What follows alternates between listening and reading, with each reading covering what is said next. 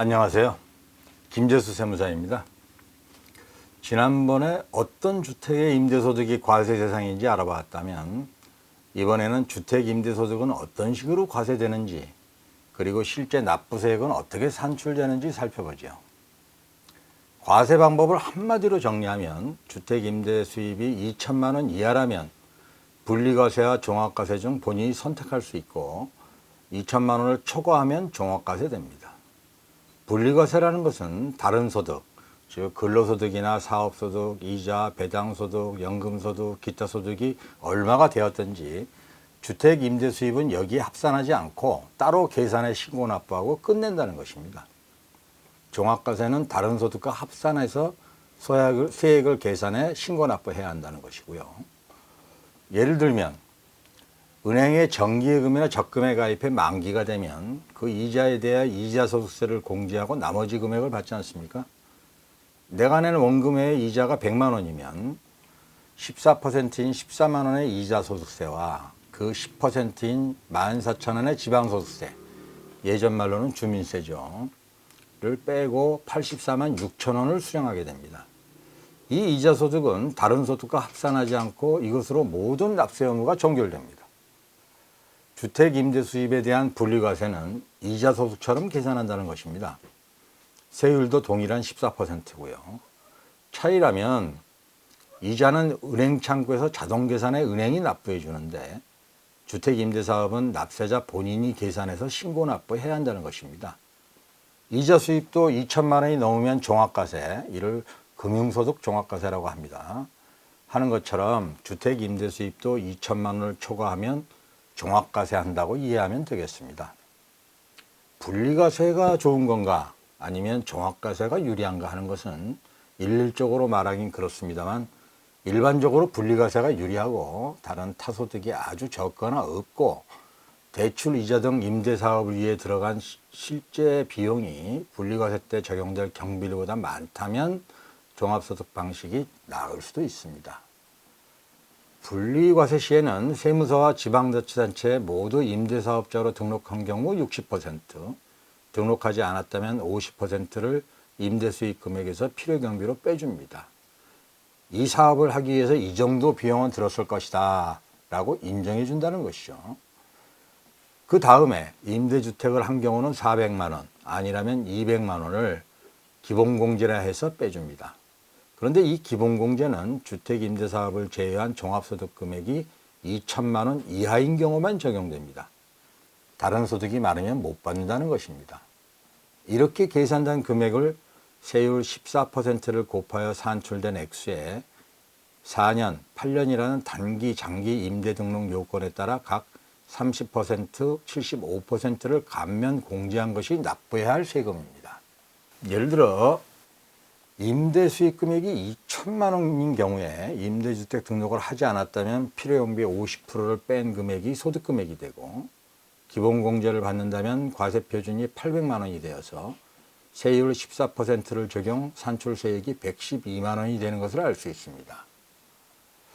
임대주택 등록을 했다면 필요경비가 더 많이 적용되어 소득금액도 1,000만 원에서 800만 원으로 적어지고 공제금액 또한 많아져서 과세표준이 절반인 400만 원이 되는데 그렇게 되면 산출세액이 56만 원으로 줄어서 여기에 단기인가 장기인가에 따라 납부할 세액이 각각 39만 원, 14만 원으로 달라지게 됩니다. 같은 수익금액인데 112만 원과 14만 원은 큰 차이지요. 좀 더 유추하면 임대 등록을 하고 주택 임대 외에 다른 소득이 2천만 원이 안 된다면 주택 임대 수입이 1,000만 원 이하일 때는 납부할 세액이 없습니다. 그런데 만약 종합과세 대상이 되면 계산 방식이 많이 달라집니다. 임대 수익 금액의 산정 방식은 동일하겠습니다만은 분리과세에서 필요경비를 임의로 50%, 60% 정해준 것과 달리 기본적으로 필요경비를 납세자 본인이 입증해야 됩니다. 주택임대에서 사용된 경비는 재산세, 해당 주택 구입이나 신축에 소요된 대출의 이자 비용, 수리비, 또 부동산 중개 수수료 정도일 것입니다.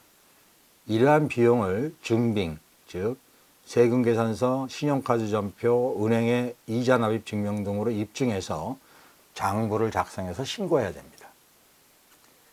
장부 작성이 어렵고 증빙 또한 없다면 추계 방식이 있는데 이는 추정에 계산한다는 뜻입니다. 추계에는 기준경비율 방식과 단순경비율 방식이 있습니다. 주택임대사업의 경우 경비로 인정되는 단순경비율은 42.6%이고 기준경비율은 8.7%입니다. 여기서 경비율이란 그 정도 금액을 증빙 없이도 인정해 준다는 의미인데 기준시가 9억 여부에 따라서 다릅니다만 가장 대중적인 율을 예로 들었습니다. 그러면 누구나 단순경비를 적용할 것 아닌가 하실 수 있겠습니다만 수익 금액이 2,400만 원이 넘으면 단순경비를 적용할 수 없습니다. 단 신규로 사업을 한 경우 그 첫 해에는 수익 금액 7,500만 원까지 단순경비율이 적용이 가능합니다.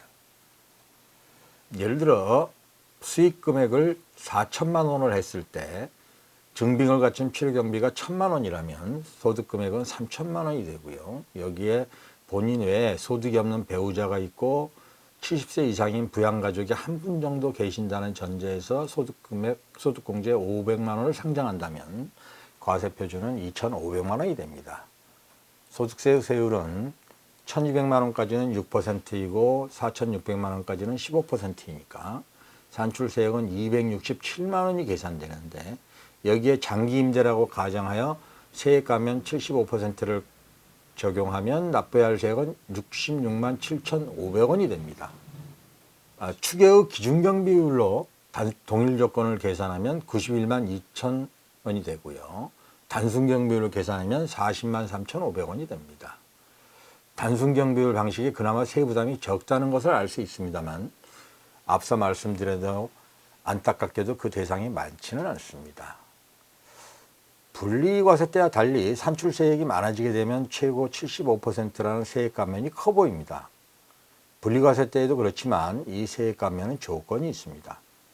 세무서와 지방자치단체에 주택임대 등록을 해야 하는 것은 당연하지만 우선 국민주택 규모 이하의 주택에 하고요. 임대 개시일 당시 기준시가가 6억 원 이하여야 합니다. 또 임대 의무기간 단기는 4년, 장기는 8년을 준수하며 그 기간 월세와 보증금에 대한 증액 제한, 지금은 5%죠. 지켜야 합니다. 이 감면은 감면받은 금액의 20%를 농어촌 특별세로 추가 납부해야 되니까 실제 감면은 해당 금액의 80%겠습니다.